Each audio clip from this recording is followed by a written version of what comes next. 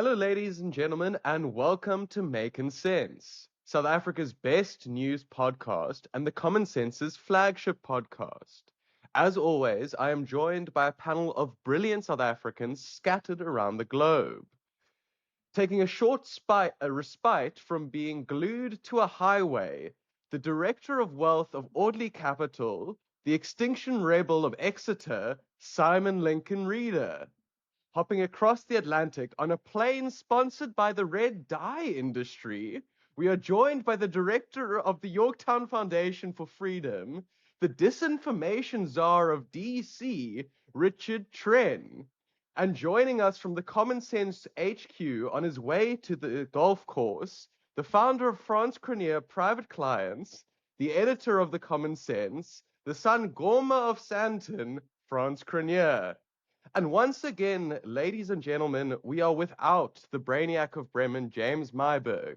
But instead, we are honored to be joined by a new member of the Common Sense universe, one of our favorite new columnists at the Common Sense, the Sarah Palin of Paris, Reina Opperman.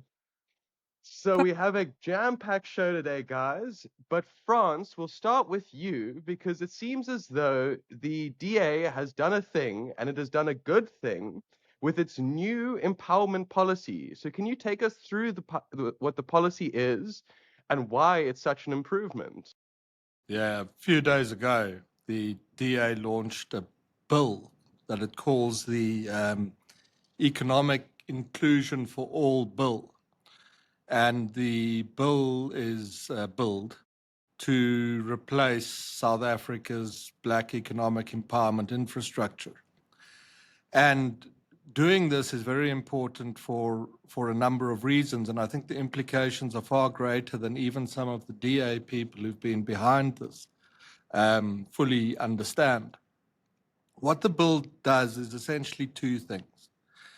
It says that we don't need to use race as a proxy for disadvantage, and we can instead replace race as the proxy with poverty, and that poverty is a much better proxy for disadvantage, which is obviously completely correct, and is how empowerment policy should have been done in South Africa for the past 30 years. The second thing the bill says is that procurement spending in government, which is tied currently to all kinds of racial requirements, should instead be based in the main, largely solely, on value to communities and value to taxpayers. And the DA has put this forward. And the first interesting thing I can tell you is that the response to it has been generally positive in the country. And this is for anyone that's done this stuff as long as I have, is quite a remarkable thing to see. Some of the press even called it a bold move. The business community is quietly supportive of what it's doing. And even the ANC and formally on the record, and President Ramaphosa have responded in a most interesting way. The ANC spokesperson said, "This is ridiculous, we'll never allow it. BE will stay the way it is. However, we are a party that is open to discussion, and this is something we'd be willing to talk about." And Mr. Ramaphosa said that while he hadn't read the bill, this was his response: "I haven't read it, I'm not aware of its contents, but the right place to talk about this is in Parliament and take it there," which is an astonishing thing to say. And I can remember more than 20 years ago that Thabo Mbeki would not debate Tony Leon. And the reason Mbeki gave, quite rightly from the ANC's sort of political perspective, was that if I debate Leon, I will be saying that the DA has ideas that are worthy of consideration at all. To now be in a position 2 decades later where the DA proposes a policy, not any policy, this is the foundational South African policy. The only policy that matters in South Africa is this: how does the South African state deal with the legacy of apartheid. And for the ANC, black empowerment policy was the way to do that. It was the centerpiece of all its policy. Everything else was secondary in importance. And to have reached a point where the opposition would hold a jam-packed press conference and say we're going to do it completely differently by removing race, and that the press respond positively to that and ask interesting questions about how it might work. And I spoke to some of the DA guys that did the press briefing. And even the state broadcaster, they said, while trying to kind of bat for their side, we're actually really interested in what this would do and how it would work. I mean, to have moved that far, firstly, and then to get the ruling party to respond to it. So you're responding to what your opponent is saying on the policy, and to firstly say we might be open to discussing this. And secondly, that perhaps the right place to do this is in Parliament. I said to someone this morning that South Africa is changing at lightning speed, and that's not recognised for what it is at all. And I can tell you further, but privately, if any ANC person was to jump on this and say it's absurd and we can't do it, I would say to them, do you mean to tell me that it is not true that in the ranks of the leadership of your own party, this discussion hasn't come up more and more of late? That the consequences of the manner in which BE is practiced, both in terms of taxing capital and therefore making South Africa very difficult to invest in, and explaining its low investment rate, and to the extent that race-based procurement laws have served as a fig leaf for extraordinary corruption, that you yourselves don't quietly have discussions on how you might be able to exit from this policy. And I can tell you they certainly are doing that at the moment. The last two things I'll say is that the importance for the DA, I mean, they're good guys and modest about their success and everything. And I met with some of them this week. But to be politically successful, you need to do two things. One is you need to make progress on the streets, winning elections, challenging for power. And as anyone who's followed the country knows, that has happened. The ANC lost an election last year, and the economic centres of Gauteng and Johannesburg, the ANC now trails the DA in the polls ahead of an election set for just over a year from now. So on the streets, it's winning. But you've got to win on another terrain as well. And that second terrain is the terrain of ideas. You've got to shape the thinking of people. And the ANC was always so good at that, as Mr. Mbeki well understood. And that has been surrendered now to the opposition, who are setting the pace on how South Africans think about what is the foundational policy. And the DA has been successful here because the ANC has allowed a very dangerous situation to develop, where your voters and your supporters overtake the leadership of the party in terms of the ideas that they're willing to entertain. And Gabriel and myself, who have a sort of joint interest in the Social Research Foundation, I kind of sort of look at it, and then Gabriel runs everything and does all the work. And Gabriel sent me some amazing charts, tables, that I'll take you through briefly now, and that I've shared widely with politicians everywhere in the last couple of days. So Gabriel takes us back to October 2023, and the foundation asks that the government should appoint only the best candidates to jobs, regardless of their race. And 87% of all respondents agreed with that. Amongst black respondents, it was 84. Amongst ANC respondents, it was also 84. A second query, I'll jump through them a bit for you, is that when the government buys goods or services, it should do so based on the best price and value, regardless of the race of the company supplying these goods. And 85% of South Africans said they agreed with that. Go to 2024 and the questions that Gabriel's now posing. are about the coalition government, and he says a future coalition government should make race-based rules stricter so that we properly enforce this BE thing, or this coalition government should abandon the whole idea, get rid of race-based appointments so that all government officials are appointed only on merit. And support for the only on merit option was 74%. Amongst black voters, it was 68%, and amongst ANC voters, it was 64%.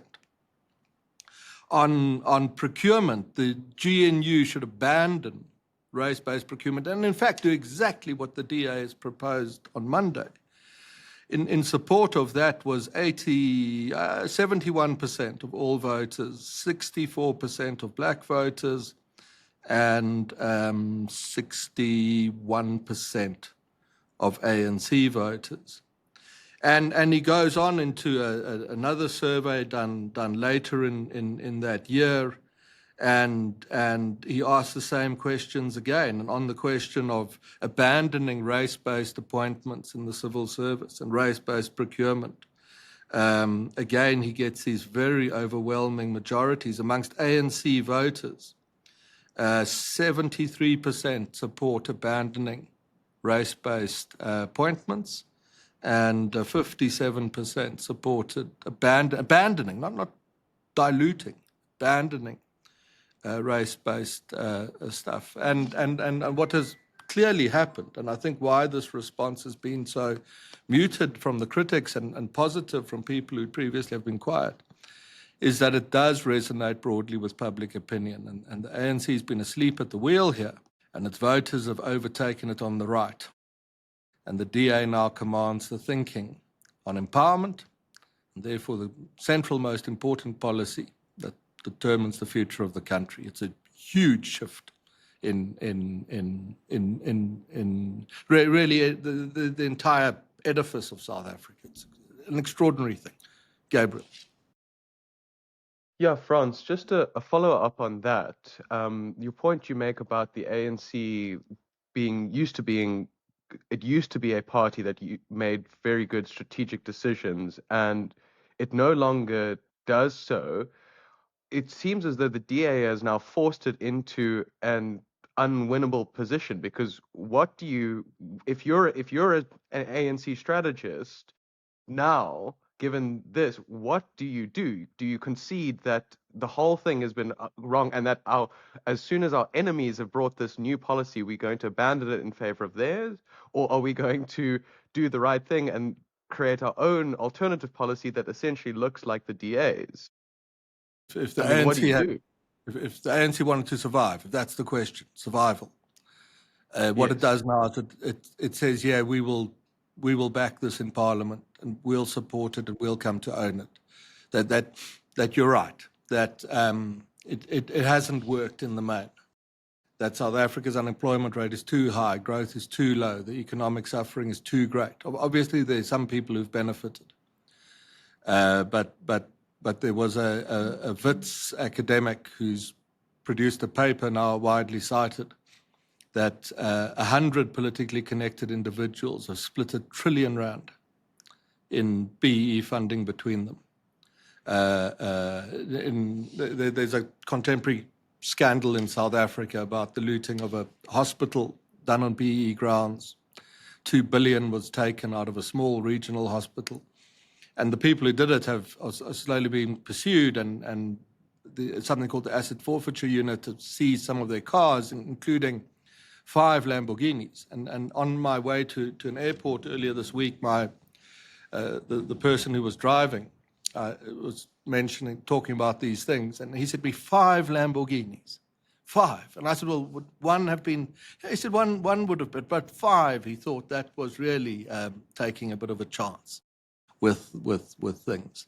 So, yeah. Richard? Yeah, this is fascinating, and I just want to point out that in a country where it's very difficult to get news coverage of South Africa, the Wall Street Journal, I'm not sure if you can see this, has devoted a lot of column inches to this story.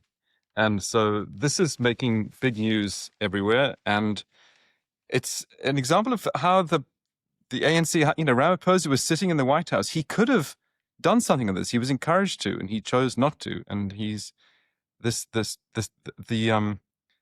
clumsiness that in policy making here is quite extraordinary. Can I just quote something that's in this piece in the Wall Street Journal?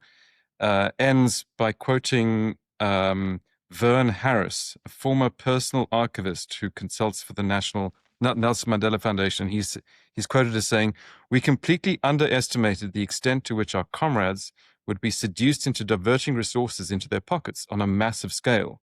Harris said, "Our political elites have betrayed us."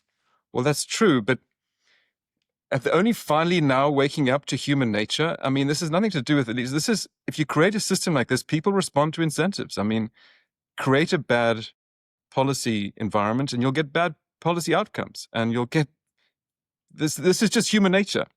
Welcome to the world, ANC. Now fix it. At least we're getting there.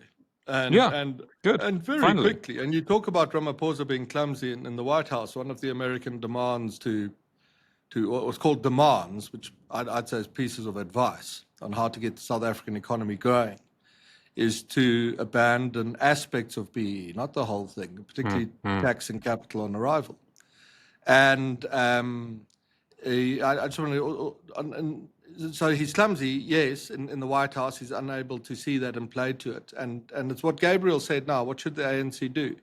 If they had done that, then they would have made progress with the Americans. If they had done that domestically here, and they still have a chance to do it, they will do well politically out of it. And it's not going to be seen as an embarrassing climb down. And the reason is that there's still a lot of nostalgia for the ANC sitting in South Africa's political market. There's a real desire amongst large numbers of ANC voters to go home again and to be able to vote for a party that can deliver material improvements on the ground. And therefore, if Mr. Ramaphosa in Washington, if the ANC today on the ground domestically had been able to firstly see this coming and take advantage of it, but now belatedly get on the back of this DA option, I have no doubt that the effect for them would be very positive, and they could easily see their voter number move back to near 50% again as a consequence. But I'm afraid that, as we saw in that silly meeting in Washington run by those silly people, they're really idiots, and as we see domestically with the ANC here, I'm afraid it's not looking like it's going to miss an opportunity. And it might, as much as it's open to talking about this, I don't know if it's going to seize the moment to get behind this thing, claim it later as its own, get public opinion back on board. I think rather we'll see public opinion continuing to pass the ANC by, and an archaic, dated ANC cling to historical ideas long after their sell-by dates and long after those ideas have wrought untold damage upon the ANC itself. Simon? Yeah, I don't like to blow my own trumpet, but I called it first, and I said it in the common sense, that this whole process this year was started by The Economist writing an article about the failure of BEE. Then it was followed last weekend by the Financial Times of London, and now the Wall Street Journal. So everyone is getting in on the act. And my reasoning for why The Economist did that in the first place is because they got no Euro businessmen they need to hide from scrutiny, selling arms and other stuff to the country. So it's all coming apart. I called it for France 2 months ago, and I'm very happy that the DA has obviously been listening for a change. Yeah, and I said something to them this week because I felt they didn't quite realize the scale of what some of them are a bit younger, so they don't remember 20 years ago. And I said, I don't think you chaps realize what you've done here. And I told them something that John Cain Berman had taught me, who Richard knew well as well. I don't know, Simon, if you knew him. Gabriel was too young. And I don't know if Rainer came across him. But John said to me, you know, based on his experience on fighting apartheid era ideology, that you can go out and you can say this stuff and you can say it year after year after year, and people fight you and say you're crazy and it can never change and shouldn't, and you're an awful person. Why would you challenge such a wonderful policy? And one day, someone says it, and it's become the thing people were thinking, and it's just accepted. And the paradigm shifts completely, and that's what those brilliant young DA guys have done here. There's no criticism of it other than from the loonies, but that don't matter. But no criticism from serious people. It's become kind of common knowledge because and today I don't think it will ever be the case again that you can speak somewhere in South Africa and you can say, you know, we should base empowerment on poverty of people. That should be the basis of it. I don't think you're going to get a serious room of people, which had been the case before, where someone would try and contrive an argument to say why that wasn't the way we should do it. And so, I mean, for the fourth time for you, this is a enormous. This is the framework has shifted. The change in what does Star Wars say? A shift in the balance of the force. The force, yes. Yeah, there's been a shift in the balance of the force here, undoubtedly. Well, I think that is a good place to move into our next topic because it raises the point that, in fact, the GNU is capable, well, the DA inside of the GNU is capable of doing good things and making positive strides.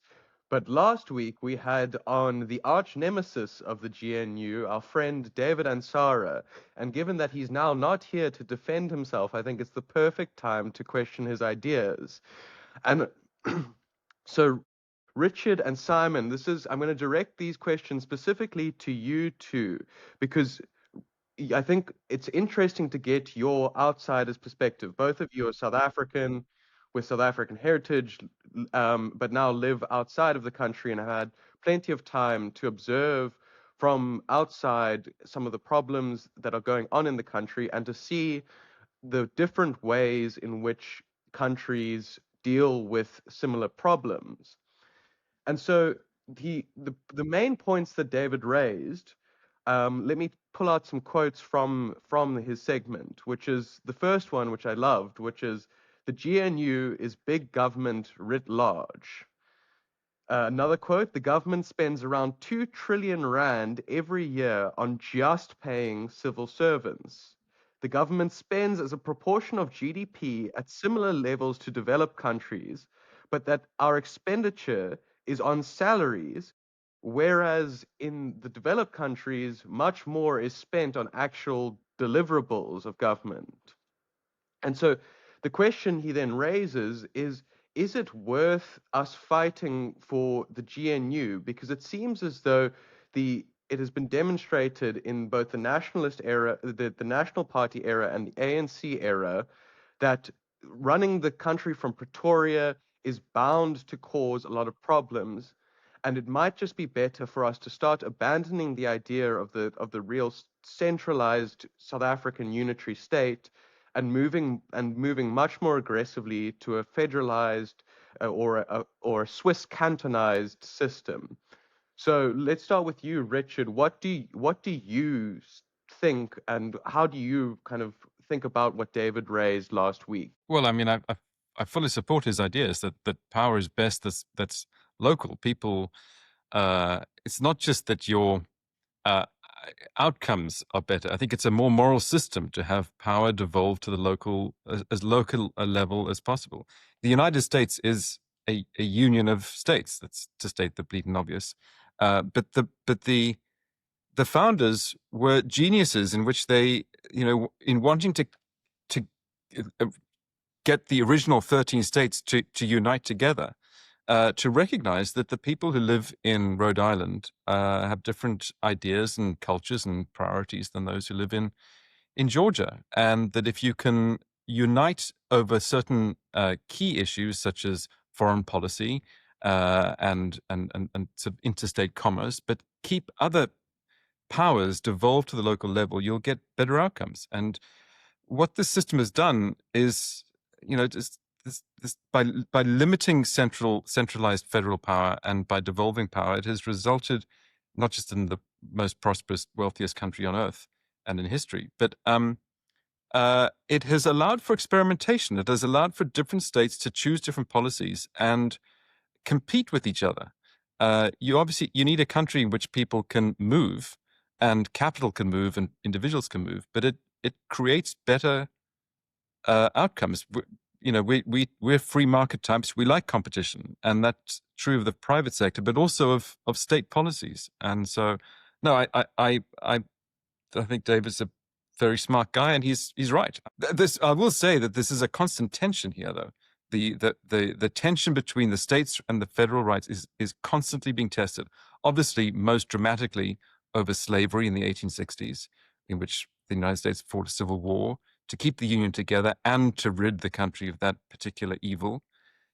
But ever since, I mean, at all the time, look at the Supreme Court docket. There are constant cases which states are trying to reclaim their rights, and the federal government, and this happens in both parties, constantly wants to interfere and tread on those rights and to disregard the 10th Amendment of the Constitution, which devolves power to the states. So no, I mean, in short, David's, I think, exactly right. And then just on that point, I think maybe it's also worth elaborating that when the founders created the United States, they actively tried to create a political system that made it as difficult as possible to govern the country from the center, that the checks and balances were there to stop the federal government from being able to do things as a means of empowering the states, right? Yes, yeah. The power is supposed to be at the state level, and the president was never supposed to be this all powerful person that he is today. The power is supposed to be held by by governors and by state legislatures. Obviously, with the United States Congress overseeing federal issues. So just to press you a little bit before I come to Simon for your perspective on this, um, France has just pointed out that the DA has now managed to achieve one very good thing in government with its new economic empowerment plan. And it might only have been paradigm shifting. It might only be paradigm shifting because they are inside of the GNU, which means that this is a policy that's created by a party of government. And so it's much harder for the ANC to swat it down, just racist, we don't want, than it would be otherwise. And so, what does this make you think of the GNU? Are you in favor of it? Do you think it's a good idea? And do you think, maybe it can deliver improvements, or should we just abandon the thing and look to be creating a new political system anyway?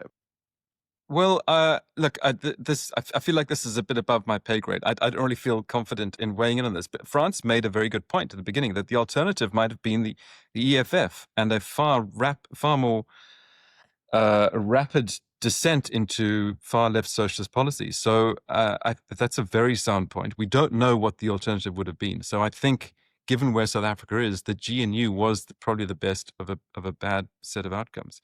But what might have been a better system? I don't know. You can look at states here where there are some states that are called right to work states, where you can work. You don't have to become a member of a state. And there are other states that require union membership for workers.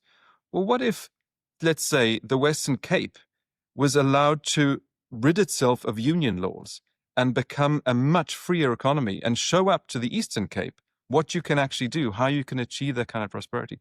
That kind of experimentation at the provincial level might be a better way of demonstrating what you can get with these kinds of reforms, and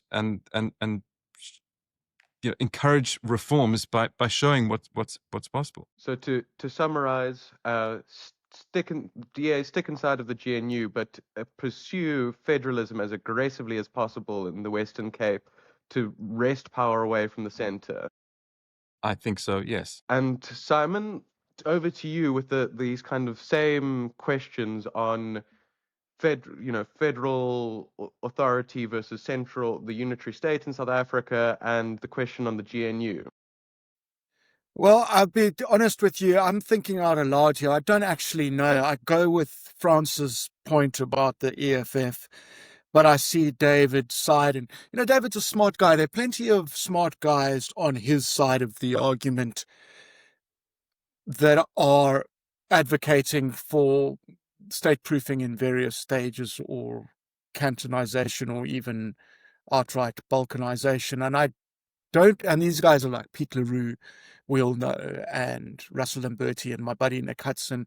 And I don't quite see the same level of intellectual application on the other side for the guys who want to see the state enduring, want to see the GNU enduring. I see a lot of boomerang. See a huge amount of boomerang when it comes to this question. And I go back to that article in The Economist, because no sooner, the week after it's published, you get boomers saying, oh no, bad things are happening, but we need to do more of the same to improve. The real issue, as far as I'm concerned, is the size of the state. And that is because so as the state grows, so it becomes more incompetent, so does the value of your money decrease, so do your prospects diminish. That's what it comes down to. I'm simple. And we have to counter that. We have to find ways, and I'm not sure that I'm seeing anyone provide the level of detail as to how that happens. How that can stop happening. So yeah, and this is a problem that's everywhere. Gabriel, you could say, well, in more developed countries there are more quantifiable deliverables. Okay, it doesn't make it a better place. You want to see what happens in this country as it relates to the NHS and other forms of, the NHS in the UK is almost like it's the country. It's like this massive sclerotic balloon, and attached to it by a string is a small country. And I don't see also the future, as it relates to initiatives such as this ID card and this technocratic appearance led by Tony Blair and the Institute, and as reports now indicate, Larry Ellison. I don't know if that's what you want, even in a country like South Africa. I seriously don't. So I'll be honest, I don't have the answers. I see what David is saying, but I'm also with points Francis made previously about our rapid decline into left-wing chaos. Back to you. So you got to turn your mic on if you want to speak. Sorry. Thank you. It's kind of easy to figure South Africa out now, because the unitary state, the thing the GNU is trying to preserve, is only 110 years old. And it's only held for 15 years now. 115 years because there was a strong nationalist administration in Pretoria. And when the first one, the NAT one, collapsed, the ANC one took over. Now that ANC one is busy collapsing. And if South Africa doesn't have a strong, slightly nationalist administration in Pretoria, the likelihood is that the union folds, because it was held together by strength of the state, because it's not a natural thing to hold together. And in that event, what will happen is the country will break up into pieces, not like Ian Smith charging around declaring independence, but just in a sort of organic way. And if you want, and that will be great for a lot of people. A lot of businesses will do fantastically well. Many of these enclaves, these Balkans, will be some of the world's most exciting emerging markets. And you'll have to learn to look past macro South Africa's indicators to see that inside the country. And we argue that some of those Balkans will be so strong that they now absolutely guarantee a future for any kind of a semi-well-off person who wants to spend the rest of their life here or run their business here. That's now, I think, guaranteed as a Balkans option. The strongest argument, and some of the libertarians and our friends, I think this is tremendous and wonderful, and maybe it will happen. And for many of us, you'll live a very high standard of living inside that. So that you can take away, I think, now the sort of existential fear that South Africa reaches a point of collapse where the middle classes will have to flee abroad, because I think they'll just consolidate in Balkans, and the Balkans will be inversely strong to the strength of the state. So as the state weakens, Balkans get stronger, and they're permanent, they're long-term sustainable options. And so it sounds quite enticing. I've said that there's no more collapse, middle-class flight of Portuguese swimming across the river in 1974, none of that. But the argument against it is this, that the Balkans are not likely to be very democratic. They will be governed by the strongest actor in each situation. Now, that might be the governing body of the Gulf estate on which you've gone to live, which is now your Balkan, or the security firm that's contracted as a bunch of mercenaries in practice to safeguard your residential estate in Johannesburg, prevent armed assaults. And in rural areas, it might be commercial farmers who take control. In traditional rural areas and aren't commercially farmed, traditional leaders will take over. On the urban periphery, we'll see gangs, sort of South American favelas. They'll become the authority. The taxi industry. You saw this in Natal when that province blew up 2 or 3 years ago, and the police fled and ran away. And what happened was the taxi industry came out with farmers' unions and traditional leaders and all sorts of actors, corporate, private security actors, and they took control. And they'll do the same in the Balkans. And the thing that worries me about that a little bit, quite a lot actually, worries me a lot, is that in that environment, the powerful actors, the taxi bosses, the last of the politicians, the construction mafia leaders, the traditional leaders, the commercial farmers, they will lord it over their societies. And the little people, the sort of poor and the downtrodden, will have very few rights at all. And these Balkans are not, they're autocratic states. And that if the objective is to secure a prosperous future for all South Africans, and in a democratic dispensation, that's best done by the central state remaining in command. And it's not difficult for that central state to be successful. In South Africa's case, I'd say all it has to do is concession the railways and the ports fully, not this fooling around with halfway measures that we're seeing now. And it needs to follow the DA's empowerment plan fully and implement that. And it needs to introduce chartist education models, which means that private actors can essentially buy schools and then run them to standards set by regulators, funded with vouchers provided by the state and others.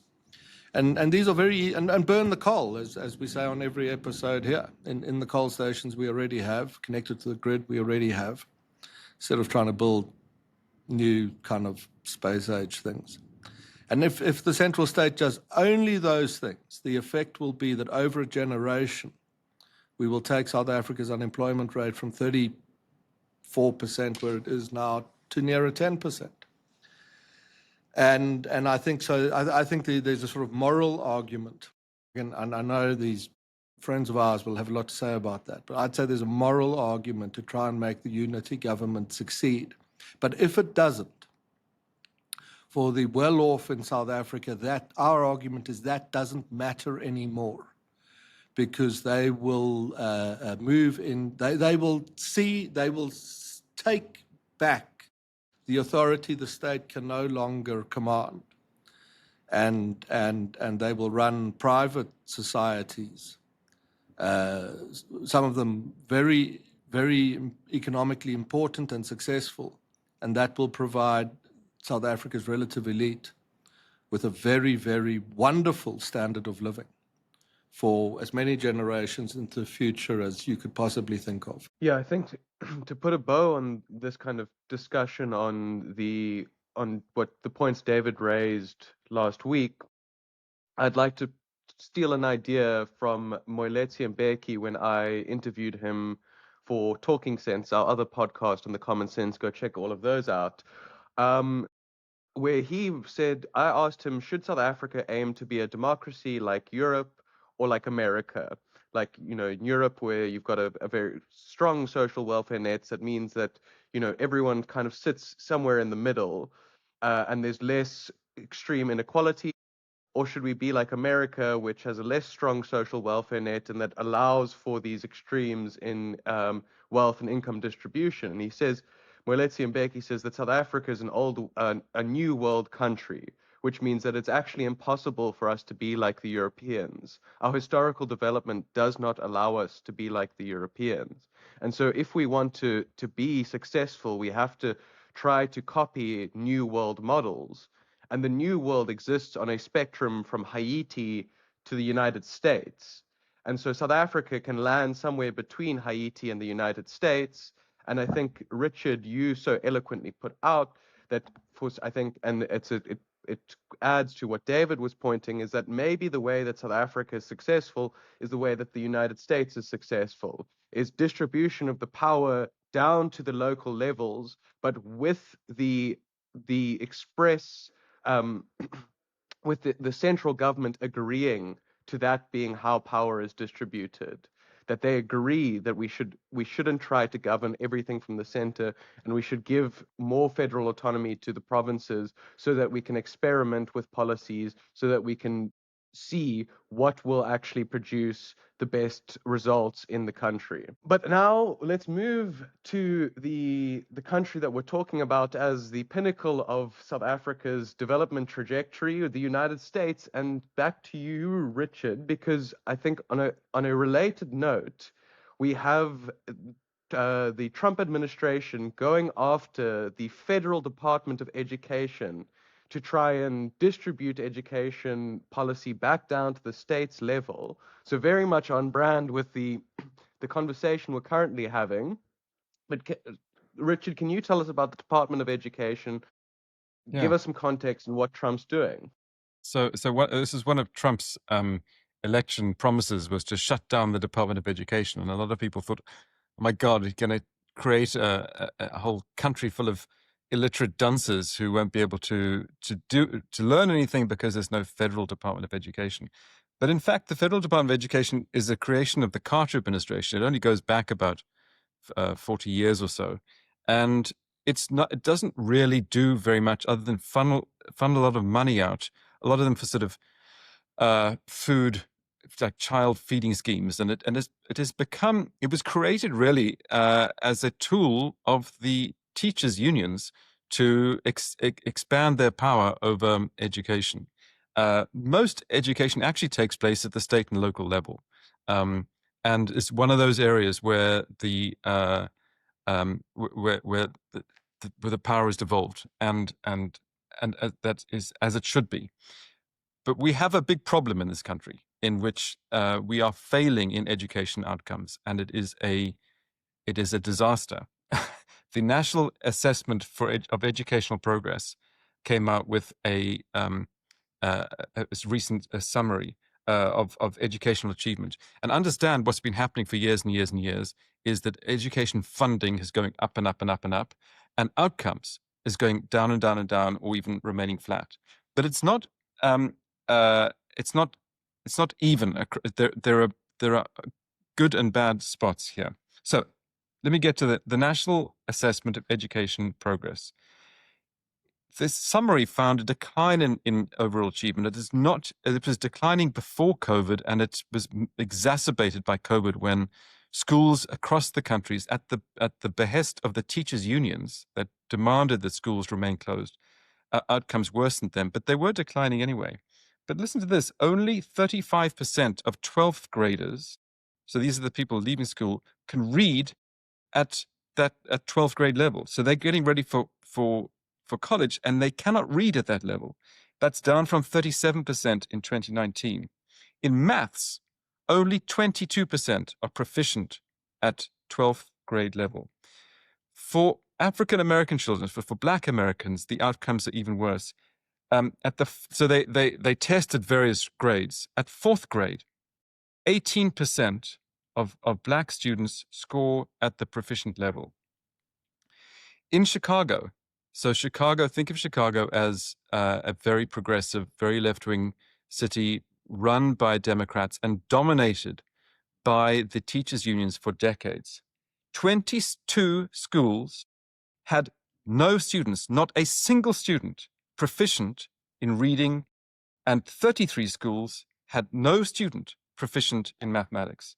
Now, let me just tell you, the leader of the teachers' union in Chicago, this delightful woman called Stacey Davis Gates, a radical leftist who advances, the teachers' union. She came out in favor of a woman called Asante Shakur. I don't need to go into this, but she was a Black Panther terrorist who murdered a policeman and escaped justice and died in Cuba. And she came out with this fawning praise of her when she died. But this woman, Stacey Davis, has now, having failed so miserably in Chicago, has been now promoted to head up Illinois schools for the whole state.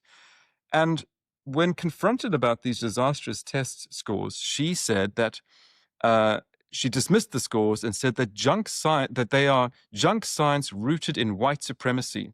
You can't test Black children with an instrument that was born to prove their inferiority. By the way, she sends her child to a private school. So this is the kind of response to racialize this. Ask someone like Maletsi and Becky. Ask Thomas Sowell. Are Black children somehow incapable of learning and doing testing? Is testing white? This is the kind of outrageous nonsense that we get from the teachers' unions here that are designed to represent the interests of teachers and not children. And you have for many years this very corrupt relationship between teachers' unions and the Democratic Party, whereby the teachers' unions, they take dues from the teachers, so they take a percentage of teacher salaries, and they funnel that money into campaigns to support Democratic elected officials, who then sit down on the table opposite the teachers' unions and negotiate pay and contracts, and then funnel more money back in, and you have this very corrupt cycle. And the teachers' unions are the most important constituency for the Democratic Party and their greatest funders. But things are changing, and the school choice movement has grown in importance, and COVID was a real eye opener to millions of parents in just how bad the teachers, this education and schooling was, and just how radical the teachers' unions had turned schools into. These as soon as parents could actually listen in on what their teachers were telling them. So there's been this dramatic rise in the school choice movement in getting children out of these government schools and into private school options. And so there is a huge flowering at the moment in experimentation in different schooling models. And there are some states, like traditionally education in the Northeast states, like in Massachusetts, was always better than those in the South, like Mississippi, which always scored very badly in schooling. That is reversed, because Mississippi has embraced education reform, not just in allowing a flourishing of more school choice, that's happening in Texas and in other states, but in going back to sort of sensible rules and like teaching phonics and how to read rather than whole word. I mean, there's a whole sort of crazy way of teaching children how to read. We learned like the traditional way, you mouth the word out, and that's how you learn to read. They're going back to that and having language at the bottom. I think Mississippi is now in the top 10 by abandoning these things. But let me finish with one point, that the one big beautiful bill, which is this big omnibus funding bill, includes in it a provision that allows anyone to donate money to a school, to a scholarship fund for children, and it's a full tax credit. So I think it's a maximum of $1,700. anyone anywhere can contribute to a scholarship fund that will then fund children to get out of the grips of these failing state-run schools and into a Catholic school or any kind of school of their choice. This is a great a great development. And we talk about the school choice movement as the civil rights issue of our era. It used to be in the 60s when there was that the racists were at the door of the schoolhouse, preventing black children from entering the good schools. Now, the leftists are standing in the school door, preventing these children from leaving these failing schools and getting alternatives. So I'm optimistic for the school choice movement, but this is a scandal and a real failure of government provided education. Thank you, Richard. I think that you've done a great job of covering the topic. So I think we'll move on from there to a less related topic, but a very interesting story nonetheless. And Raina, we're going to come to you because you think that the diamond industry is in for a bruising and that Botswana might be following suit in that bruising. Yes, thanks, Gabriel. So, over the past 5 years, lab-grown diamonds have turned the natural diamond industry on its head. And Botswana, who's largely dependent on diamond mining for the health of their economy, is really feeling the full impact of this shift. And the culprit here, the disruptor, is lab-grown diamonds. So if you were to put a natural diamond alongside a lab-grown diamond, you really would not be able to tell the difference. They're chemically and physically basically identical. The only difference is the price. So a high-quality 4-carat natural diamond will set you back about $200,000, where a lab-grown one will cost you $2,000. So that's about a 90% discount for the same brilliance. And younger buyers have been very receptive to this new reality. And in the US, half of all engagement rings sold today are synthetic. So I think that's pretty significant. And so a company that's in the middle of weathering the storm, which South Africans will know quite well, is De Beers. It's the iconic diamond mining African, behemoth, which when it was at its pinnacle, controlled 90% of global diamond supply. And they actually coined the phrase, "a diamond is forever," ironically, which is this marketing campaign that they launched in the 1930s. And it was so successful, it made the diamond engagement ring the ultimate symbol of love and commitment and embedded it into mainstream culture. But De Beers' glory days are gone. Their market share has fallen to about 30%, and their sales have dropped 25% last year, and they're now deliberately cutting back on their production. And so what this has resulted in is Anglo American, which is their parent company and owns 85% of De Beers, has decided to sell the company. And, this is quite significant for South Africans because this ends the historic Anglo-Oppenheimer-De Beers partnership that really shaped the company and is so deep-rooted in our history. And so this is where Botswana comes in. So Botswana owns 15% of De Beers and supplies 70% of its rough diamonds through their joint venture called Debswana. So for Botswana, De Beers isn't just any company. It's basically the backbone of Botswana's economy. So to put this in perspective, diamonds make up 80% of the country's exports, and it brings in about a third of the government's revenue. And last year, Debswana's sales dropped 46%, and their diamond mining output fell 26% in the first half of this year. So that's really significant. And so this downturn can really be seen as existential for Botswana In August, the newly elected president, Duma Boko, actually declared a public health emergency because they were facing shortages in medical supplies. And reports are linking this directly to falling diamond revenues. And the president has really been feeling the pressure because a lot hinges on the sale of De Beers for the country. And he's actually been very critical towards Anglo. He's publicly stated that the process has had a lack of transparency, and Anglo has denied this. And, historically, this has been a large success, like African economic success story. De Beers has had a really good relationship with Botswana, and we're seeing this change in sentiment now towards the company. And so the reality is really tough because diamond prices probably won't bounce back. And countries like Botswana really need to rethink the makeup of their economies.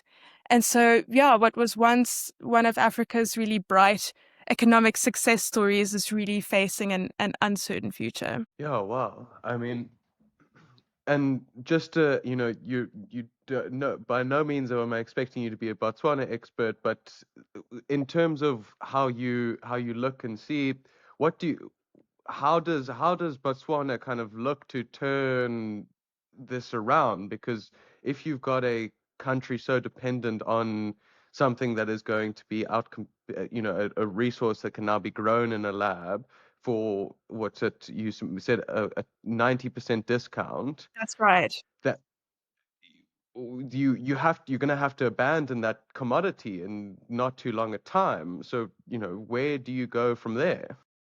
So Botswana, the president has actually said that they want to increase their hold on the entire diamond value chain and also take a larger stake in De Beers.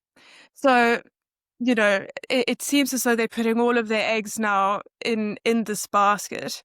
But the diamond industry is not the real diamond industry is not a failing industry. It's just shrunk considerably from what it used to be. So in a way, it can make sense that they would like to up, the revenue that comes into the country through, making the stake a bit larger. However, one should really diversify. They've got a budding financial services sector. They have their renowned tourism industry. They also have other mining interests in copper, I think. And so I think the answer would really be to innovate and diversify the economy. Richard? Yeah, just a quick question. The main market is jewelry for diamonds. I mean, there are industrial applications for diamonds. Do the lab-grown diamonds cater to that market as well? I just don't know. And the second question is the response to to treat natural diamonds as just sort of superior, as somehow a better product than something that's almost fake, or do people not buy that anymore if you can't even tell the difference? So to answer your first question, there are other applications to diamonds. I focus mostly on the luxury industry. So, but I'm sure I'm not sure if the synthetic lab grown diamond industry is focusing on other than the cosmetic side of it. And you ask a really interesting question regarding what the sentiment is now towards diamonds. The industry has totally split now. You have your younger consumer who's very eager to purchase something that has, we're thinking about ethical and environmental considerations. And so I've read that the industry is really pivoting. The natural diamond industry is pivoting towards looking at a high value, high net worth consumer that's, sort of a diehard, will buy a real diamond. And De Beers actually launched a very aggressive marketing campaign about 2 weeks ago, which speaks to the emotion of the consumer and to saying, this is the real thing. This can't really be replicated. So that's what I think.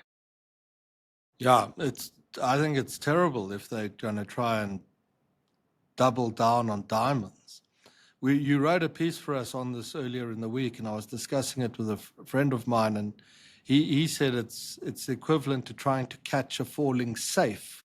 he said. Mm. And I think it is so much better than the old falling knife and much more devastating if you try and do it. And I think that's quite right. But Botswana's got a great option. It's an option Namibia should have taken years ago. And all these sort of neighboring countries of South Africa have South Africa as the thing to bounce their economies off against. So you turn Botswana into, here's a proposal for you. You turn Botswana into Guernsey. You zero estate duty, no inheritance tax, no capital gains tax, no wealth taxes, and then beyond that, you slash the corporate tax rate to 10%. And you open it up to South Africans and say, come here, you don't have to go all the way to Guernsey or wherever one would go. And for a little country like Botswana, and with the, I mean, Rainer said there's a bit of a financial services industry. Imagine what would happen with the wildlife and the game parks, and it's quite a secure place. It's quite well governed. It's not the anarchy that happens outside the window over here every day. It would boom. But if the plan is to double down on diamonds, I think it's going to end rather badly for them. Yeah, the president has been very vocal in that, they really want to have an ownership across the entire, diamond supply chain. And at this stage, there are about 6 real bidders that want to buy De Beers. The Qatari Sovereign Wealth Fund is one of them. There's some Indian diamond companies as well. And recently, Angola has actually stepped up and said that they propose to have a minority controlling stake. And they want to bring together a consortium of Southern African companies to buy this stake. So that's been an interesting development. It's the first, African nation that's come forward. Well, I think that's a good place to leave the diamonds, and wanted to say, or didn't say it at the start, but welcome, Rainer, to the Common Sense universe, and thank you very much for your first contribution. I'm sure we'll be seeing you around on Making Sense a lot more going into the future. But now we turn to our favorite. Can I just say that Gabriel's much better behaved when there's a lady in our presence. Yeah, He doesn't make. That Yes, is right. Yeah. yes. Thank you. Please come back, Rainer. Well, you're welcome. And please come back. Yes, yeah. Well, it's just you know what one cannot afford to be rude in the presence of a lady. I was brought up right, and but as soon as Rainer's dropped off the call, I will be making comments about you and Richard's head, France. My slightly receding hairline. Please leave it alone. But we're on now to moving to our favorite woke turncoat, Simon. Well, thank you again for being able to leave. I think it was Zach Polanski's dungeon this week. And it's very interesting, the story you're going to tell us about, because the Oxford Union, which is Oxford's debating society, their president-elect has got himself in quite a lot of hot water after saying some quite rather unsavory things directly in the wake of Charlie Kirk's death. And immediately after the kind of backlash to that, he has called a motion of no confidence in himself. And that's just the beginning of this bizarre story. So, Simon, can you take us through what the hell is going on with the Oxford Union? Yeah, it's very interesting. We go from diamonds to dog poo. So nice diversification, Gabriel. Nice one. This is happening right now at the moment, and one of the things that we haven't discussed, but I hope that we will, and Richard led into it nicely earlier, is the role that contemporary academia is playing in looting our brains of agency. And you mentioned that the incoming president of the Oxford Union has found himself in this situation. But I think it's important for our audience to distinguish between Oxford University and Oxford Union. Now, Oxford University is obviously the world's third oldest, but it's reached a much more prominent status than the preceding two, which are in Morocco and Italy, respectively.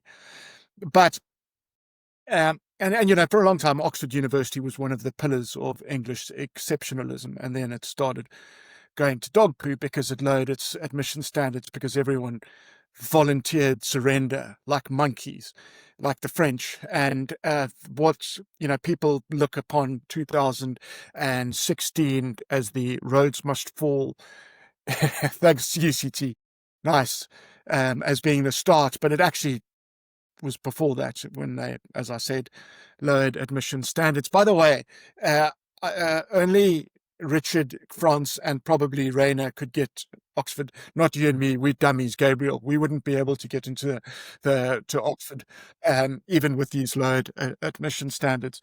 But one of so you've got Oxford University, and then you've got the Union, Oxford Union, which was established, I think, in 1823. And that's an important date because it's 8 years following the Enlightenment era. The Enlightenment era is said to have ended in 1815.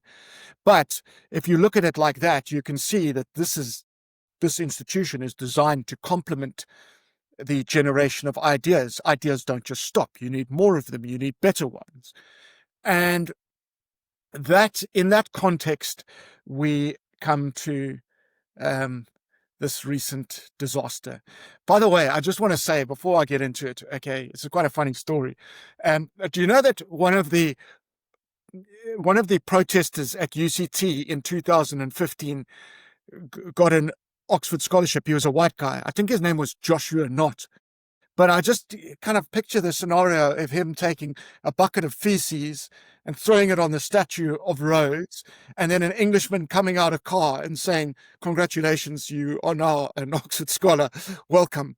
And then having to sort of do the mental gymnastics and explain that to your fellow activists. No, this is actually a form of reparation. I'm going to take the Oxford scholarship. But the Oxford Union, its membership is mainly the university, and its president is subsequently voted in by weight of numbers from the university.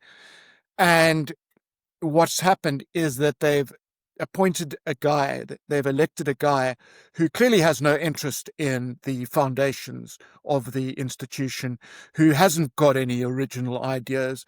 He's a guy from London. His grades were not good enough to They shouldn't have earned him a place at Oxford University, but they did, courtesy of this lowered admission standard.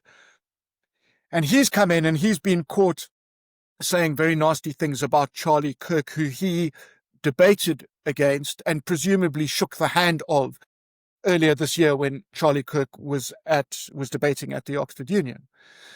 And everyone knows the story. He's not unique in having made derogatory comments. There was another guy, Richard will know this climate fraudster, scam artist called Michael E. Mann, who's from the University of Pennsylvania.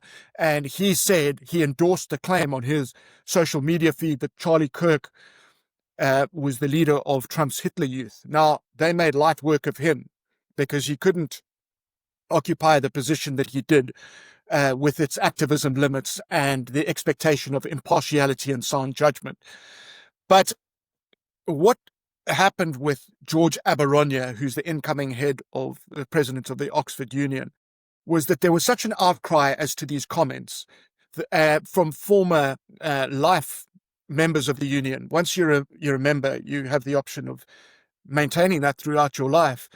And he thought he could get clever and he could call a vote of no confidence in himself, because he's of the view, and this has been shared with me from life members, that the wins since 2020 have been so strong and there's been so much profound change that he is going to win enough support to keep in his position, and it will subsequently embolden him.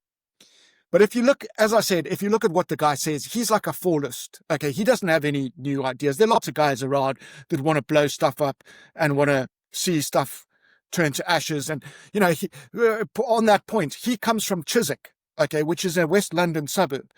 There's no war there. There's no Sierra Leone, United Front. There's no South Sudan. He knows paddle courts and he knows artisanal bakeries. He doesn't know Molotov cocktails. So he's coming in there. The vote is held on Saturday and he gets trounced. But his guys are aggro, and these guys mean business. And they are, as you can imagine, the pro-Palestine guys. They are everything must burn guys. So they start intimidating the extraordinary returning officer, and he has to delay the outcome of the vote. And when he does, Aberonya's representatives challenge him to challenge him on the proxy emails, which were allowed. So now what he's gone and done is said today, Thursday, he's going to have a counter vote of no confidence in the incumbent chair, president. So that's what's happening at the moment. The whole process is being delayed. You can see it's destructive. And it goes to the point about the people. I don't have an issue with George Aberonya wanting to do what he does. I don't have an issue with George Aberonya behaving in that way, because everyone does. I have an issue with an institution as prestigious as the Oxford Union putting a clown where someone who should inspire good debates on. That's the sensible argument. So it's not one of free speech. He's entitled to think what he wants, okay? But you can't have people like that in institutions of such prestige and tradition being able to generate new ideas. What are the ideas that move us forward? What are the ideas that get us thinking? But it is also an indictment of Oxford University, I'm afraid. And I'm tired of this. I'm really, this academia bollocks is really exhausting me. And I got a nephew who's at Oxford at the moment. Smartest guy I know, Southern California boy. Okay, lovely, lovely kid.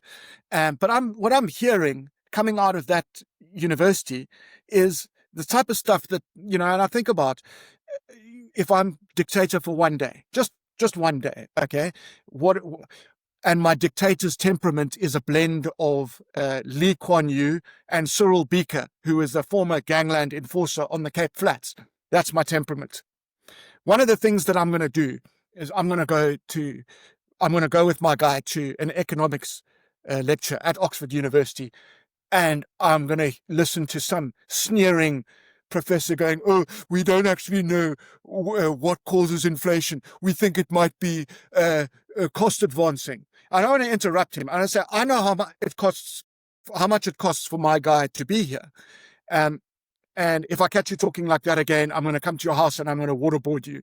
And I think that's a perfectly reasonable response in the face of this emerging, in the face of this imposter that has come to replace what was once profound intellectualism. And we can also talk, Gabriel, if you want, about what happened at Cambridge with Jordan Peterson, because it's the same type of narrowing of the mind. Jordan Peterson was refused a speaking slot because there was so much objection to him a few years ago, and he is tame compared to some of the ideas that are coming out now. But Cambridge, for a long time, its vice chancellor was a Canadian guy who was very much like Justin Trudeau's sauna partner. Okay, he thinks like that, and like he's the guys in the changing rooms, like having this conversation, just wearing white underpants, like speaking to each other this close. So that's him and Justin Trudeau. So you can't be surprised.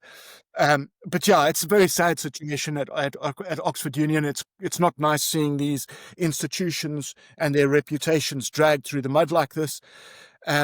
And especially considering who has debated there before. You have kings, you have prime ministers, you have actors. It has been the scene of fascination, and we don't like to see those sorts of places being reduced to this. Back to you, Richard. Yeah, I think everything aside from the waterboarding and the white underpants, I can't quite get that image out of my head, but the same is true of the elite universities here.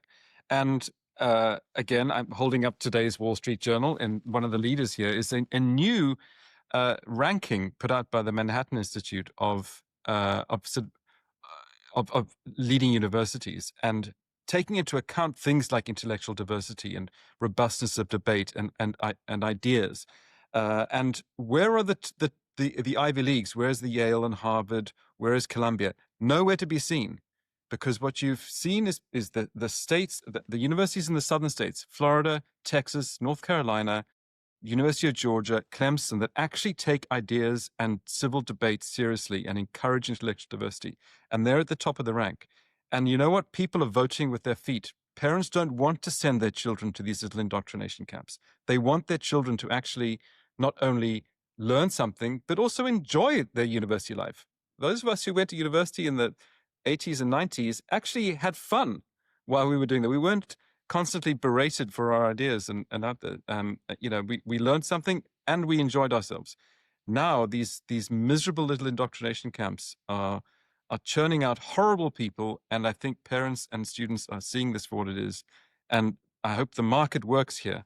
That's the end of my second rant. Well, thank you, guys. Simon, I just wanted to say that the point you made about you and I not being able to get into Oxford University, I'm very proud of our bishop's education. Thank you very much. You're not supposed to say that. And Okay. You're never supposed to talk about that, Gabriel. All right. Okay.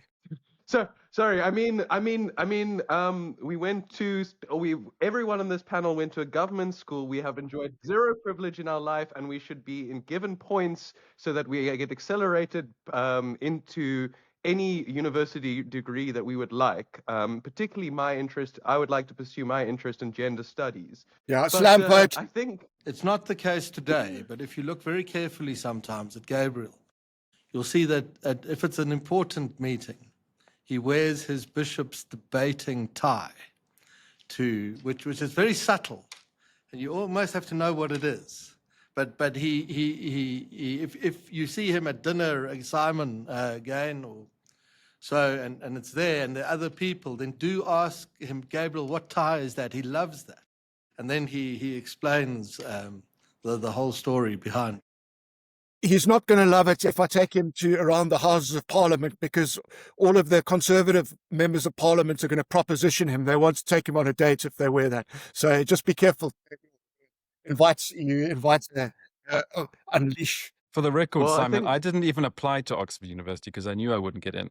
I did get into St Andrews, though, and I'm happy to report that St Andrews in last year and the year before beat Oxford in the university rankings. Although I think those rankings are a lot of BS anyway.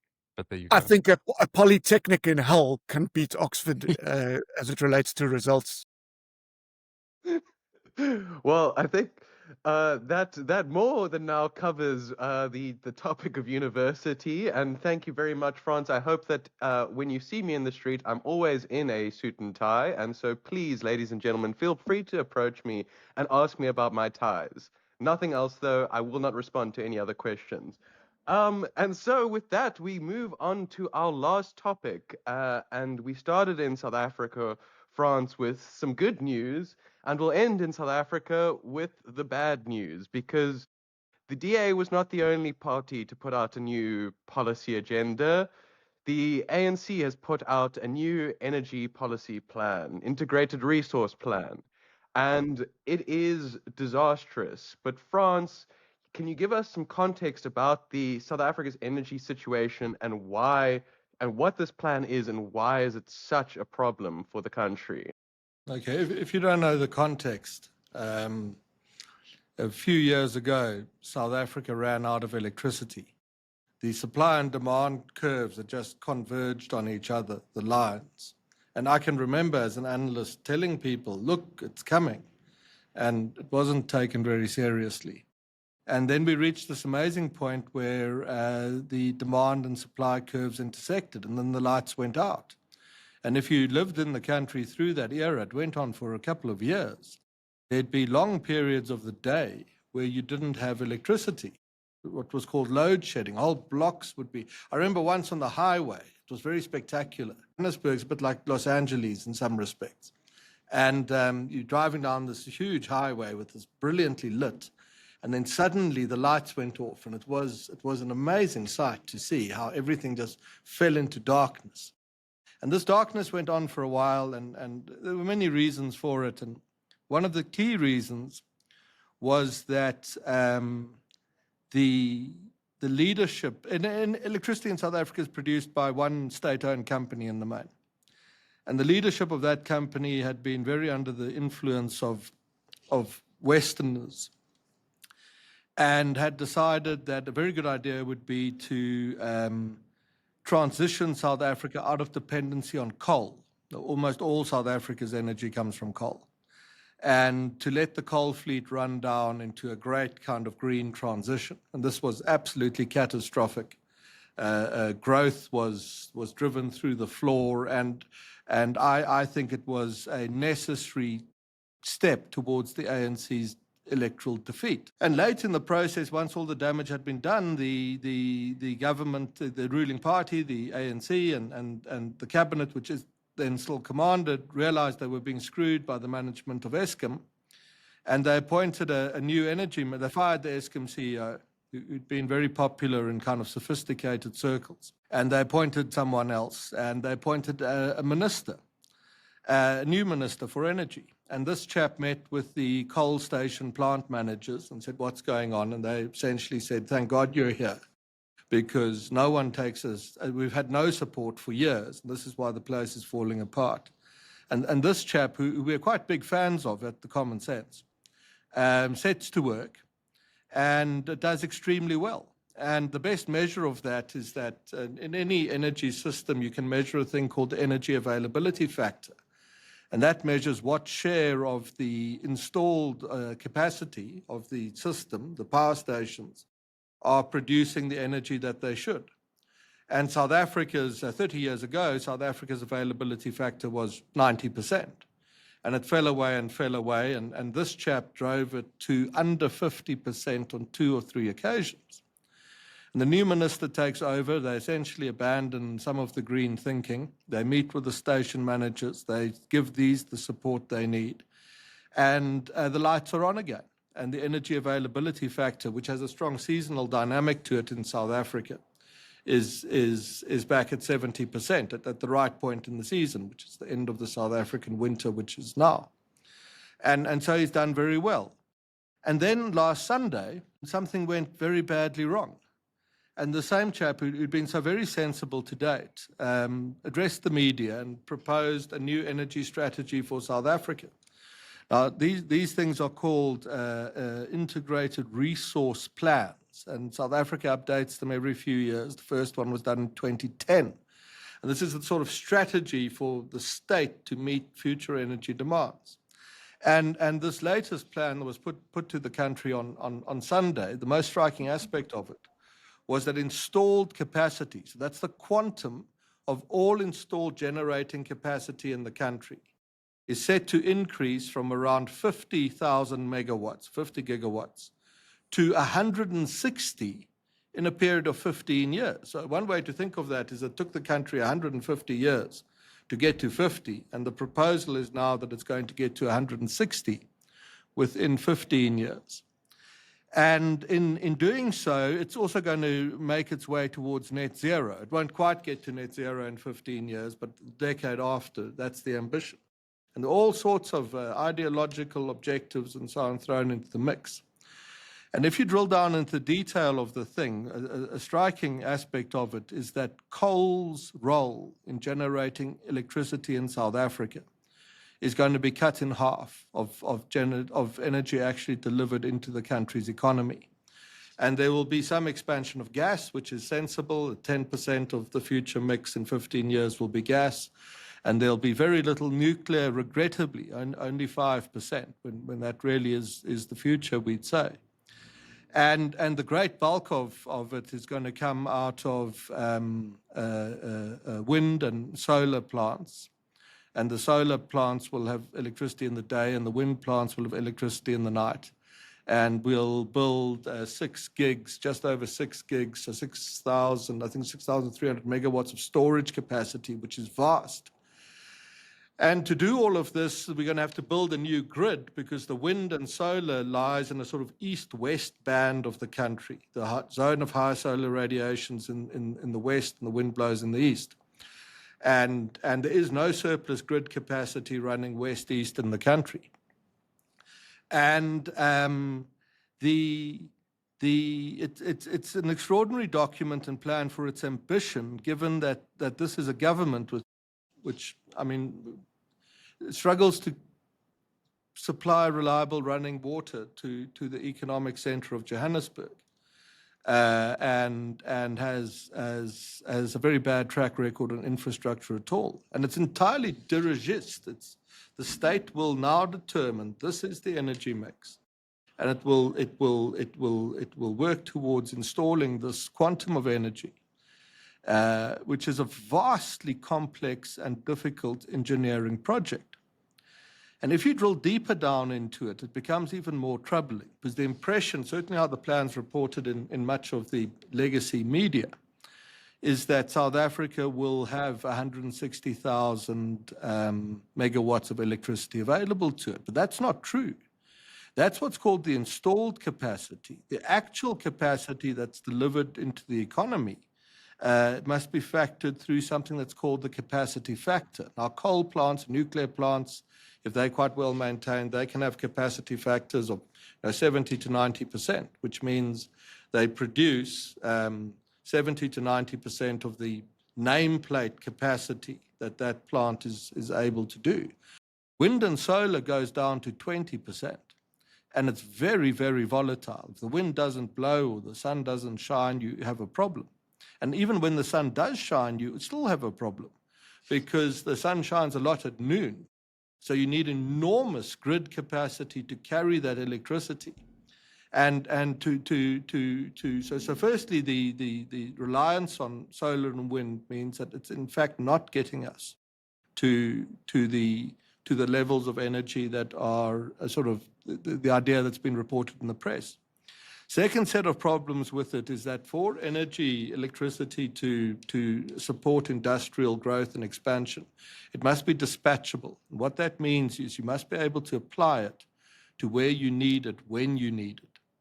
Now, to the minister's credit, he has said that the state will build 6,000, or will facilitate the building 6,000 megawatts of storage capacity. But that's not nearly enough to support the kind of industrial expansion that South Africa would need to see to really make inroads into its unemployment rate. So you're going to have a lot of energy at noon on a grid that hasn't yet been built, generated by wind and solar plants that haven't yet been built, supported by gas that hasn't yet been built, financed with money that hasn't yet been budgeted and will have to be borrowed, and will, as a consequence, drive the debt and deficit curves to territory that raises real questions about the sustainability of South Africa's economy. And all of this is a project of such complexity and scale that only the most brilliant administrators and engineers could ever hope to pull it off, even if it were technically possible and the money was available. And against that, so to stress that we think it's a bit ambitious. There's the tragedy of it is that there's such an easy option available to South Africa. Only half of its current coal plants are functioning. If the half that weren't functioning were just refitted, they would then begin to work. And those coal plants are already connected to the grid. And that's the north-south grid, because that's what's built for the country's coal from the coal fields into the cities. And there's enormous surplus capacity on that grid. And the cost of doing this wouldn't be great at all. So again, the South African state sits with a problem, energy, and it has two alternatives. The most expensive, complicated, high-end, management-intensive, administratively challenging project you could ever imagine, or fix the stations you already have, connected to the grid you already have, with money that I'd argue, you actually already have, and you generate enough energy to get the growth rate up to over 4%. And when I read this plan, I've read all the government's IRPs, Integrated Resource Plans, since 2010. This one just sounded so familiar. So I went back to the first one and I found a stunning thing. The first one, written in 2010, was exactly the same. We were going to build space-age energy. It was going to run in different directions to what it had before. It would be technologies people hadn't even imagined. We would be the most environmentally conscious of anyone. It was wonderful. At the time that plan was written, South Africa produced 250, in 2010, 250 terawatt hours of electricity through the course of that year. And the plan, when it was completed, suggested, if you look in the charts that accompanied it, that in 2025, it would have taken South Africa to between 400 and 500 terawatt hours. So we would have doubled output. And if we had done that, and the plan made reference to this, the economy would have grown at 4 or 5%, between 4 and 5. They thought 4.6. That was absolutely spot on. And we'd have been a thriving and successful place. But what happened in the interim is the plan was just far, even by the standards of the South African state, a simple plan would be difficult to administer, let alone this. Last year, we weren't at 400 or 500 terawatt hours. We were at 220, 30 less than when the first plan was written. And it just appears as if nothing's been learnt. You've got such an easy option on the country to sort out the energy problem. But you pick the most complicated thing possible. And my very last comment on it will be this. You do understand the ANC to an extent, but you also don't. These guys have just lost an election because for reasons of which a necessary condition was running out of electricity in the first place. And if they ever want to get back into power, they've got to fix that. And they've got such an easy fix that's been put to them, could be executed in 2 or 3 years. They could be back in power again. But they've doubled down on something even more grandiose, complex, ambitious, and than what got them into trouble in the first place. And that's the end from me. Gabriel. Unfortunately, France, I do have 2 questions before we end, but you'll have to be quick. And then, Richard, I'll slot you in just once I finish my question so we go all at once, maybe. The first one is this not just a case of the ANC looking for another massive patronage machine? Because to go, the kind of infrastructure build that you're talking about requires the type of state spending and massive, difficult to control contracting that is par for the course on how the ANC has developed its patronage network in the country. Then the second question is, the second question quickly is, why can the DA has seemed to have adopted the position that on everything climate, us and the ANC are in total agreement. We need to commit economic suicide to save the 5 secretary birds that we really care about over the millions of people who have been trapped in poverty. How do we, convince the opposition to actually be opposition to this ridiculous plan? Then, Richard, can you add your question on top? No, let's France. I want to end on a different topic. I'll forget your questions if I must also think about Richard's. How do you create a patronage machine? If you want to be a patronage machine, my first piece of advice to anyone would be that you need to be in power. Otherwise, it's not going to work. So they've fallen out of power. Second thing is that you need to be a very, very high growth economy, because then you will create the surpluses that the political elite can take 10% off the top or whatever it is. And in fact, if you want to lose your patronage, and lots of governments are corrupted to a lesser or greater extent, and lots of funny things go on. But if you crash your economy and your voter base, the future of your patronage machine is looking very bad.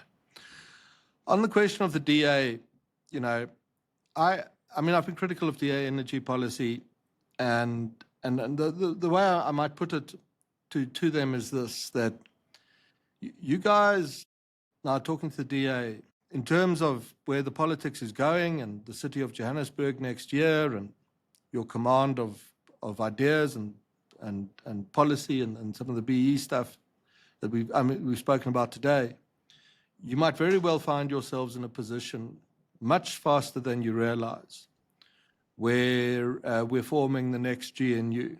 And that's one in which you could be completely equal to the ANC and very influential, therefore. This is just the beginning, perhaps, of that. And it would be a great tragedy if you got there and you'd sorted out the BE thinking, which you've done so well, and it's brilliant, and you'd won an election, which for you had been such a huge ambition, and you were there, and you realized we don't have the megawatts to allow the growth which is necessary for us to be a success. And whatever you think about the energy mix and how it should be done, my question to you would be, show me your data. How many megawatts do you have year after year that support that growth? And don't say we're going to build a new grid or a vast wind farm in the wherever, because that wind farm doesn't exist at the moment. And at the moment, you'll need the ANC to build it for you. And it ain't going to happen. But I can take you to the coal plants that are defunct. I can bring an engineer who will tell you what it takes to fix them. He will point you to the pylon, which is the grid to which that plant is connected. And I can tell you exactly how many megawatts of electricity you're going to have. And so just think through the maths of it. If everything else you're trying to do succeeds, when you get there, do you have enough electricity to make it a success, or do you not? And that's my worry for them. Richard? Yeah, let me just make a quick point on that. I agree with everything that Francis said. And if our listeners or viewers want to learn more, the National Center for Energy Analytics, and run by a great energy analyst called Mark Mills, is a font of information. This will explain to anybody in layman's terms how foolish this is economically and just unachievable, but also how bad this is for the environment. This will not even achieve the goals that they say it will achieve. So this is bad on all counts. But Gabriel, I know we're running long, and I wonder if you can indulge me for 1 minute on a different topic. Can I have 1 minute's grace? Please, just Richard, to tie a bow. Last week we had a discussion on Israel and Gaza and what was going on there, and I made the point that Israel comes out of this stronger, but the West is in real trouble. As if scripted by some screenwriter, immediately we see the second largest city in the UK, Birmingham, banning Maccabi Tel Aviv fans from attending a soccer match, essentially making that city Judenrein. And to make my point that the West is in trouble, and I'm sure this is bad podcasting form, but may I quote something that I wrote? I'm sure you're not supposed to quote yourself, but I'm going to anyway. Last year, after I went to Israel, I've been to Israel a few times after October 7th, and I wrote encouraging people to go there and support Israel, because Israel is fighting the West's fight on our behalf, and we should support it. And I wrote that countries that engage in anti-Semitic purges have a long history of failure. Having expelled the Jews in the 15th century, Spain suffered economically, intellectually, culturally, and demographically for generations. Germany, once a global intellectual leader, never recovered from killing or expelling its best thinkers.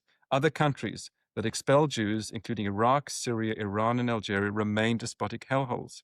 On the other hand, countries that have historically accommodated Jews and allowed them to live in peace have prospered. This has less to do with Jews per se and more to do with a culture and policies that protect their minorities. Such countries tend to have a lot else going right, such as enshrining basic Western values that are the foundation of prosperity. Britain is pissing away those Western values. Wake up. It is too late. It's getting too late. Do something about this. This country that I love is going down the tubes, and it's not pretty. That's my final rant. Thank you for indulging me. No, thank you, Richard.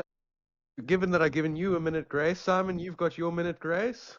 Yeah, I just want to say, because Richard's prominent on that issue. Not many people agree, but like to the boomers leaving comments, okay? Like, I don't know what's going on. They think that we are hospital orderlies carrying around colostomy bags. If you're going to make a comment, okay, on these subjects, then at least make it interesting and don't embarrass your children. You know, you want us to pay the reparations. We know all of that kind of stuff, okay, but just be a bit original when you interface with the other users. That's my last bit. Well, I think that's a good place to leave it. And Richard, I will link in the description of this video for anyone who's made it this far, the article that you cited, your article. I think the most wise words that we've had cited on the podcast, given that they are yours written earlier. Well, thank you to our wonderful panel for your contributions today, and thank you to the ladies and gentlemen at home for tuning in, and tune back in next week for another episode of South Africa's Best News Podcast. I'm Gabriel Makin, and this has been Making Sense.